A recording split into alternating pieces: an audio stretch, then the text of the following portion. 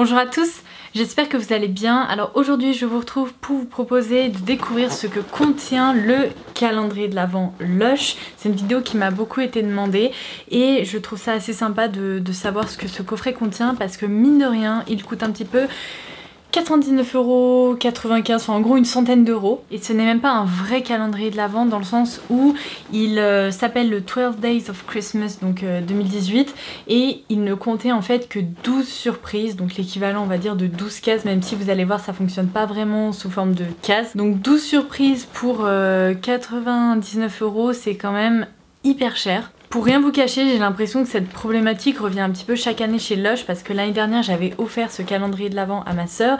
Ma sœur est une fan inconditionnelle de Lush et elle a adoré recevoir ce cadeau pour Noël. Elle était hyper contente de découvrir son contenu. Ce qui est chouette du coup, c'est que sachant que c'est pas un vrai calendrier de l'Avent, on peut l'offrir pendant le mois de décembre, on peut l'offrir à Noël, enfin en gros il est assez versatile. Le problème majeur de ce calendrier de l'Avent, c'est comme je vous le disais, il est assez onéreux pour seulement 12 produits et j'ai l'impression que tout le monde fait la remarque chaque année, mais en termes de rentabilité, bah on n'y est pas vraiment. Donc c'est plutôt un calendrier qu'il faut envisager comme un cadeau à s'offrir ou à offrir, mais c'est pas vraiment un calendrier de l'Avent dans lequel vous allez investir parce qu'il est rentable, parce que pour être tout à fait honnête, il est pas rentable du tout ce calendrier de l'Avent. C'est vraiment voilà, vous avez 12 surprises, c'est un coffret et il faut plus l'envisager comme ça. Moi je trouve ça pas hyper chouette dans le sens où ça permet en effet de découvrir plein de produits et surtout si vous connaissez pas Lush ou si au contraire vous adorez Lush, ça va être plutôt sympa. Le problème c'est que j'aurais adoré que Lush cette année fasse un effort soit au niveau du prix, soit au niveau de la quantité de produits qu'on retrouve à l'intérieur, de façon à ce que, ok, le contenu n'ait pas une valeur peut-être de 300€, mais qu'au moins on ait l'impression d'en avoir un petit peu pour son argent, parce que là j'ai l'impression que sincèrement si vous allez acheter ces différents produits de façon individuelle, bah ça vous reviendrait limite au même prix, donc niveau rentabilité, on n'y est pas trop. En tout cas, je parle d'expérience des années passées. Cette année, on va voir. Peut-être que j'aurai une bonne surprise, peut-être pas vraiment. Nous verrons. En tout cas, le concept reste le même que les années précédentes. Tout ce que je peux vous dire, c'est que la boîte en elle-même est sublime. Enfin, franchement, il y a des petits dessins qui sont hyper réussis. Un petit peu folklorique sur les bords, c'est quand même hyper original. Et comme vous pouvez le voir, le coffret est énormissime. Et il y a une odeur absolument divine qui s'en dégage. Donc il y a plein de points positifs à noter. Le seul truc c'est que malheureusement j'ai l'impression qu'il y a aussi quelques points négatifs, notamment en termes de coût. C'est pour ça que je tenais à tout prix à vous proposer cette vidéo, parce que avant d'investir dans un tel coffret, eh bien vous allez peut-être avoir envie de savoir ce qui se trouve à l'intérieur. Donc on va l'ouvrir ensemble. Alors, les détails sont dingues parce que même au niveau du côté de la boîte, il y a toutes ces petites poupées là dessinées, enfin c'est fou. Donc je vais l'ouvrir si j'y arrive. J'aimerais bien comprendre comment ça fonctionne parce que là je crois que je suis en train de faire une catastrophe. Mais ouh, ah ça y est, je sais.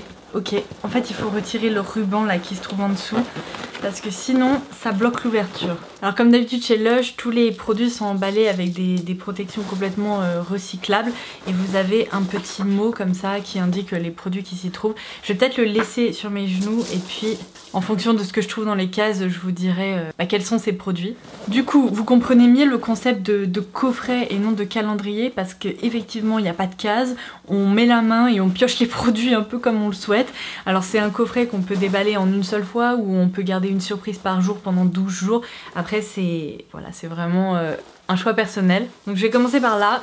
Je vais retirer toutes les petites protections. Il faut pas trop que je fasse de bruit avec parce que sinon les chats vont rappliquer en mode ouais c'est super, on va pouvoir s'amuser. Premier petit pain moussant que je trouve dans ce calendrier de l'Avent, c'est celui-ci. Je le connais déjà et il me semble que je vous en ai déjà parlé l'année dernière dans ma vidéo concernant la collection de Noël de Lush si je me trompe pas. Donc il s'appelle Butter Bear et c'est une bombe de bain qui sent divinement bon. Alors l'autre souci de ce calendrier de l'Avent Lush, c'est que clairement, offrez-le à quelqu'un qui a une baignoire ou sinon gardez en tête qu'il faut idéalement une baignoire pour pouvoir s'en servir parce que sinon vous allez vous retrouver avec des pains moussants dont vous n'aurez pas grande utilité parce que ça malheureusement sous la douche ça ne fonctionne pas trop. Moi j'ai pas de baignoire chez moi malheureusement, mais ce que j'ai tendance à faire c'est de garder quelques pains moussants lorsque je pars en week-end, à l'hôtel, etc.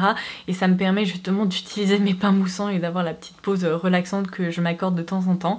Donc celui-ci je le connais déjà. Il sent vraiment divinement bon. Il est un peu vanillé, hyper frais et pour l'avoir déjà testé, il est très relaxant. Alors ensuite, dans le même compartiment, il y a une autre surprise qui est celle-ci, que je ne connais pas, que j'ai jamais vue, qui ressemble quoi à une poire? C'est trop mignon. C'est une poire, regardez. Alors ça c'est un savon qui s'appelle Golden Pear. Je ne connaissais pas du tout cette référence. Elle est un peu pailletée. Elle est fruitée. Hyper agréable et je pense que si le savon est trop gros, vous pouvez très bien la séparer ces deux parties pour faire en sorte justement d'avoir deux savons plus faciles à manipuler. Mais du coup ça c'est assez sympa. J'ai hâte de tester. Ça sent un peu, je sais pas comment vous dire, il y a un peu de chewing-gum tutti frutti, c'est très étrange. Alors dans ce petit compartiment, c'est tout. J'ai tout retiré. Donc je passe au second petit compartiment. En fait ça se présente vraiment comme ça, vous voyez. Là je vais passer à celui-ci du coup. Oui, alors je reconnais la bombe de bain Shooting for the Stars parce que celle-ci, je pense que j'en ai déjà utilisé au moins 3. Regarde Madou, regarde mon chaton. Oh, ça pue ça, t'aimes pas cette odeur? J'adore parce que mes chats détestent les odeurs trop fortes, donc quand ils testent comme ça, ils sont en mode qu'est-ce que c'est? Bon, moi en l'occurrence, j'adore vraiment cette bombe de bain comme je vous le disais. Le seul truc un peu chiant, c'est qu'il y a des paillettes là au niveau des étoiles, donc dans votre baignoire, ça a tendance à laisser un peu de paillettes, faut bien nettoyer après. Et d'ailleurs, je viens de me réaliser que je vous ai dit que ça s'appelait Shooting for the Stars, mais en fait c'est Shoot for the Stars. Une fois qu'on la plonge dans l'eau du bain, ça crée vraiment un tourbillon un peu bleu et doré de mémoire, enfin je sais plus exactement, mais en tout cas elle est très sympa et elle sent vraiment hyper bon. Et alors ensuite, dans ce compartiment, il n'y a plus rien. Je passe au suivant. Alors ici, on a une autre bombe de bain que je connais, que je vous avais présentée l'année dernière. Ah non, pardon, je me suis trompée, je ne sais pas ce que c'est. Donc là c'est le pain moussant Yognog Yuli Lock. Ok, très bien. Tous les produits Lush sont quand même hyper jolis quoi. Je me dis mais ok, c'est un peu inspiration fait maison, mais moi si je fais un truc comme ça, ça ressemblera pas du tout à ça quoi. Là il y a un bord complètement doré comme ça, c'est hyper joli. Alors l'odeur, j'ai un peu plus de mal. Je dirais que c'est une base un peu mielée, mais un peu épicée aussi. Je suis un peu moins fan après à voir ce que ça donne dans l'eau du bain. Et dans le même compartiment, il y a le fameux pain moussant dont je vous parlais, que je connais déjà, qui se présente sous forme de petit cadeau comme ça, enfin petit, énorme cadeau. Donc c'est le Golden... je me souviens plus, et ça me laisse des doigts tout dorés. Donc c'est la bombe de bain Golden Wonder. Et pareil, je la connais déjà, elle sent... oh celle-ci, elle sent divinement bon. Mais vraiment, il y a des notes un petit peu de mandarine ou d'agrumes, enfin c'est très très agréable. Et en même temps c'est assez réconfortant. Ce compartiment est vide. En fait ce que j'aimerais bien avec ce calendrier de l'Avent, c'est que certes il y ait 12 surprises en full size, ça c'est très bien, mais ça serait chouette que là je rajoute des plus petits formats pour découvrir aussi d'autres références, parce que je pense qu'en matière de coût, en effet ça serait envisageable pour eux de pas mettre uniquement des full size et d'avoir aussi, je sais pas, des petits masques visage ou des petits produits pour le corps ou ce genre de choses, parce que là 12 surprises, mine de rien, on a rapidement fait le tour quoi. Donc là on a un autre pain moussant visiblement qui se présente comme ceci, je le connais pas du tout, je sais pas quoi vous dire. C'est une odeur un peu sucrée de bonbons. En même temps il y a un fond légèrement épicé, j'ai l'impression.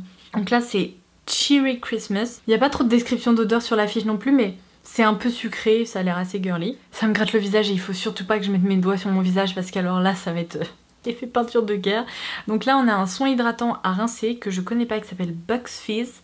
Donc c'est offrez à votre peau un petit déjeuner pétillant à base de pamplemousse, d'orange et de citron vert. C'est cool en fait. C'est comme une crème hydratante à rincer sous la douche. Dans cette gamme là je connaissais que celle à la rose. Donc je suis pas hyper fan d'ailleurs. Oula, ça sent le jus d'orange ou l'oasis. Je sais pas trop. La couleur est hyper originale. Bon, à mon avis c'est pas un des produits que je vais préférer chez Lush. Pour le moment je préfère les autres produits que je vous ai présentés, mais à tester. Et là il y a le pain moussant. Franchement il y a des glitters partout par contre. C'est vraiment pas évident à manipuler parce qu'ils sont pas protégés en fait les petits pains moussants. C'est chouette parce que du coup il n'y a pas de l'emballage vraiment en surplus, mais bon. C'est le pain moussant qui s'appelle Puddy Holly. Très frais, un peu plus vert. J'ai l'impression qu'il est un peu plus aromatique aussi. Ça ressemble à un petit dessert comme ça, c'est très drôle. Ouais, sympa. Et alors ensuite, il y a une huile de bain qui se présente comme ceci, hyper glitter qui ressemble à, enfin qui est tout simplement une étoile complètement argentée. Alors là c'est encore pire, oh my god. Oh, Catastrophe. Il faut surtout pas que mon chat vienne se frotter, surtout pas. Donc là du coup c'est Starlight Starbright et c'est comme je vous le disais une huile de bain, donc je pense que ça permet d'avoir une eau du bain beaucoup plus nourrissante. J'en suis déjà à 9 surprises donc j'ai l'impression que j'arrive un peu au bout. Donc on continue. J'ai ici un petit gel douche qui s'appelle Cinders et c'est celui qui permet donc d'inviter la magie dans votre douche avec de l'huile de graines de citrouille nourrissante et de l'aloe vera rafraîchissant. Vous en sortirez transformé. Donc c'est un format 110 grammes. Je veux pas passer pour la rabat-joie mais la citrouille j'aime vraiment pas ça quoi. Ouais. En fait c'est un parfum trop alimentaire. Je crois pas que j'arriverai à m'en servir. Mais je suis sûre qu'en plus ma soeur elle adorerait ce genre de truc. Mais pour ma part je suis un peu plus compliquée. Ensuite il y a un autre gel douche. Celui-ci c'est le Snow Fairy qu'on ne connaît que trop bien. Des glitters dedans mais ils sont tous accumulés, il va falloir le secouer. Utilisez ce gel douche sucré comme une confiserie et libérer une magie blanche qui n'arrive qu'une fois par an. C'est un produit en fait en édition limitée, c'est pour ça qu'ils ne disent que ça arrive qu'une fois par an. Je le connais déjà, c'est un parfum ultra mais sucré qui sent les bonbons, on a l'impression que ce sont les lutins du Père Noël qui ont fait ça. C'est assez fun, moi c'est typiquement le genre de produit, j'aime bien m'en servir vraiment voilà une fois par an parce que toute l'année au bout d'un moment ça serait vraiment l'overdose, mais assez sympa. Je sais pas si j'ai déjà testé la version scintillante en fait. Je connaissais déjà ce gel douche mais je me souvenais pas qu'il était scintillant. Et du coup, dernière petite surprise, alors là c'est trop rigolo. Alors, attendez, je suis en train de mettre des glitters sur le nez de l'elfe. Mais du coup c'est un pain moussant si je me trompe pas qui s'appelle Naughty Elf. Donc encore un produit qui servira à celles qui ont une baignoire. Le parfum est hyper frais. Encore une fois ça sent un peu les agrumes mais il y a un côté très rafraîchissant et en même temps assez réconfortant. Je pense que pour les fêtes de fin d'année c'est plutôt sympa. Et du coup voilà, ça c'était la 12e surprise, il n'y a plus rien là-dedans. Je vais vérifier mais ça m'a l'air assez léger donc je pense qu'il n'y a plus rien là-dedans. Donc mon impression est plutôt la même que celle du début de la vidéo, c'est-à-dire que par rapport au calendrier de l'année dernière je pense que certaines références changent. Après j'ai l'impression que quand ma soeur l'avait déballé il y a un peu le même contenu quoi, des pains moussants, des savons, etc. En même temps ce sont les produits que Lush propose donc là il fallait pas s'attendre à une surprise particulière. Je reste convaincue que ce calendrier de l'Avent coûte très cher pour ce que c'est. À choisir entre dépenser 100 € chez Lush pour un coffret comme ça ou des produits de façon individuelle qu'on peut choisir soi-même, je pense que j'opterais plutôt pour cette option personnellement. Après c'est sûr qu'à offrir ça fait son effet parce que clairement comme je vous disais la boîte est très très sympa. Mais je suis vraiment déçue du fait que Lush ait opté seulement pour 12 produits. 99 € pour 12 produits quoi. Enfin c'est quand même ultra cher parce que ça fait genre du 8 et quelques euros pour un pain moussant. J'ai l'impression qu'il y a des pains moussants chez Lush qui coûteraient moins cher que 8 €. Donc c'est pour ça que je dis que le coffret est très sympa, il n'y a rien à dire de ce point de vue là, mais j'aurais apprécié qu'il y ait d'autres petites surprises supplémentaires pour augmenter le nombre de produits ou bien que ce calendrier coûte moins cher. Parce que sincèrement s'il coûtait, allez, je sais pas, 50-60 €, on en aurait en fait pour son argent, ça serait rentable et du coup il serait peut-être encore plus désirable qu'il ne l'est là actuellement. Donc voilà c'est tout, je pense que j'ai vraiment besoin de me laver les mains là parce que là je pense que sinon je vais m'en mettre partout. J'espère vraiment que cette vidéo vous aura plu. N'hésitez pas à me dire ce que vous en avez pensé en commentaire ci-dessous, si vos avis rejoignent un petit peu les miens ou si vous avez une toute autre opinion sur ce calendrier de l'Avent. Sur ce je vous embrasse très fort et je vous dis à très vite. Bye bye. Bye bye.